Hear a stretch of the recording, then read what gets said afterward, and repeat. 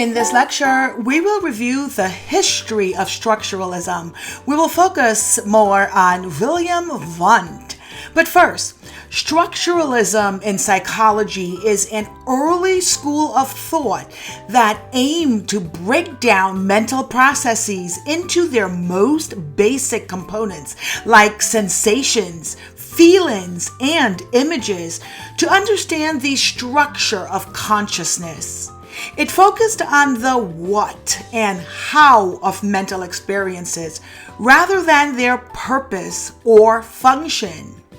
Structuralism is a theory of consciousness that seeks to analyze the elements of mental experiences, again, such as sensations, mental images, and feelings, and how these elements combine to form more complex experiences. Structuralism was founded by Wilhelm Wundt, who used controlled methods such as introspection to break down consciousness to its basic elements without sacrificing any of the properties of the whole. Structuralism was further developed by Wundt's student, Edward B. Titchener. Titchener proposed three elementary states of consciousness: sensations, which are your sights, sounds, tastes, etc., images, components of thoughts, and affections, components of emotions. The key concepts of structuralism is introspection, basic elements, structure of consciousness. Okay, so structuralists use introspection, a method of self-examination, to identify and describe the basic elements of conscious experience.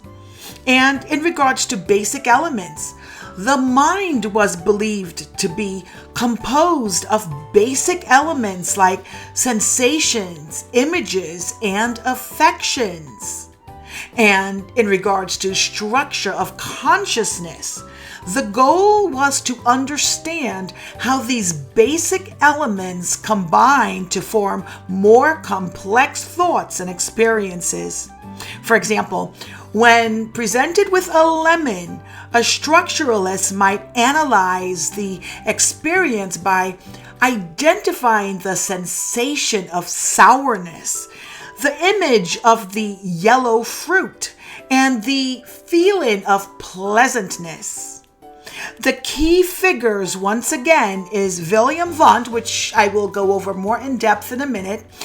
He's often credited with founding the first psychology laboratory and establishing structuralism as a scientific approach. And Edward Titchener was a student of Wundt, who formally established and named the school of thought structuralism. Okay, let's go more in depth in regards to Wilhelm Wundt. Born in 1832 and died 1920. Wundt was a German scientist who was the first person to be referred to as a psychologist. His famous book entitled Principles of Physiology Psychology was published in 1873. He viewed psychology as a scientific study of conscious experience, and he believed that the goal of psychology was to identify components of consciousness and how those components combined to result in our conscious experience. Wundt used introspection. He called it internal perception, a process by which someone examines their own conscious experience as objectively as possible, making the human mind, like any other aspect of nature, that a scientist observed. Wundt's version of introspection used only very specific experimental conditions in which an external stimulus was designed to produce a scientifically observable, repeatable experience of the mind. The first stringent requirement was the use of quote-unquote trained or practiced observers who would immediately observe and report a reaction. The second requirement was the use of repeatable stimuli that always produced the same experience in the subject and allowed the subject to expect and thus be fully attentive to the inner reaction. These experimental requirements were put in place to eliminate interpretation in the reporting of internal experiences and to encounter the argument that there is no way to know that an individual is observing their mind or consciousness accurately, since it cannot be seen by any other person. Well, this attempt to understand the structure or characteristics of the mind was known as structuralism. Wundt established his psychology laboratory in 1879. In this laboratory, Wundt and his students conducted experiments on, for example, reaction times. A subject, sometimes in a room isolated from the scientist, would receive a stimulus such as light, image, or sound. The subject's reaction to the stimulus would be to push a button, and an apparatus would record the time to react. So, Wundt is credited as one of the founders of psychology. However, despite Wundt's efforts to train individuals in the process of introspection, this process remained highly subjective, and there was very little agreement between individuals. As a result, structuralism fell out of favor with the passing of Wundt's student, Edward Titchener. Now, in summary, structuralism looked into examining the adult mind in terms of analyzing the basic elements through thoughts and sensations, and afterward to discover the manner by which these segments fit together in complex structures.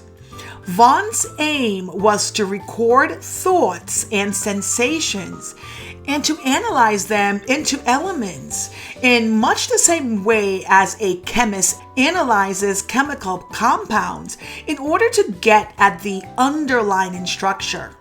The school of psychology founded by Wundt is known as voluntarism, the process of organizing the mind. Wundt's theory was developed and promoted by his one-time student, Edward Titchener, in 1898, who described his system as structuralism, or the analysis of the basic elements that constitute the mind. So, there are some limitations, both subjectively and also limited scope. Introspection was criticized for being subjective, making it difficult to obtain reliable and consistent results. Structuralism struggled to explain complex cognitive processes and unconscious mental activity. Despite its limitations, however, structuralism played a crucial role in establishing psychology as a scientific discipline by emphasizing systematic observation and analysis. It paved the way for other schools of thought like functionalism, which we'll talk about next, which focus on the purpose and function of mental processes. So again, structuralism in psychology is an early school of thought that aimed to break down mental processes into their most basic components, like sensations, feelings, and images, to understand the structure of consciousness. It focused on the what and how of mental experiences rather than their purpose or function.